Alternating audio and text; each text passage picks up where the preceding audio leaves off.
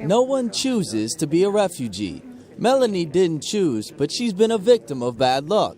She arrived in Rome 3 years ago as a tourist from Dublin, and her life changed overnight in the Eternal City. I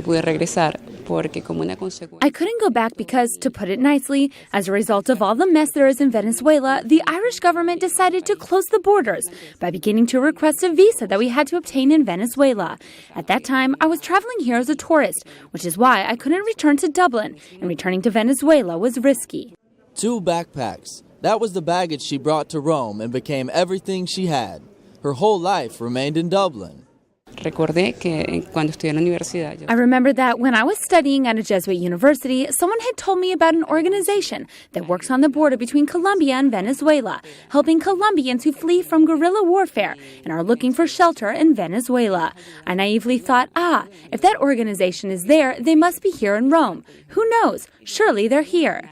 The organization that helped Melanie is this one, the Estali Center, which assists some 21,000 refugees in Rome each year.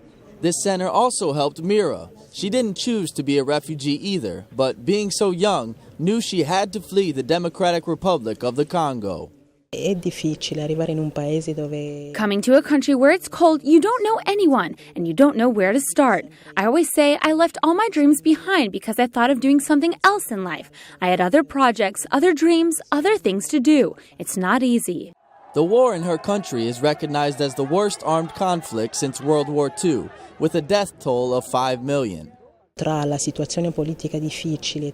of the difficult political situation, because of the persecution, and for many other reasons, I had to leave the country. Unfortunately, I had to leave my 2 children, my mother, my brothers. That was the hardest part. When you have to do it, though, you do it. You think, I saved myself to be able to save my family, my children above all. Both women participated in the presentation of the World Day of Peace message, and both have their own message for those who believe building walls for refugees solves something. I think it makes the situation worse. Even without walls, people take trips in dangerous conditions, and so many die. When they say 200 dead, you see a number, but behind every statistic is a person. If they build walls, it will be worse, because the more difficult things get, the more people search for another way to come, even worse than those that exist now.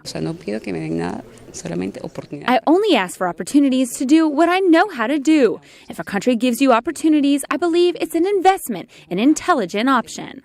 There are more than 65 million refugees around the world. None of them choose to be one. No one abandons his or her home and everything he or she knows unless he or she has no other option or wants to save his or her own life or that of loved ones.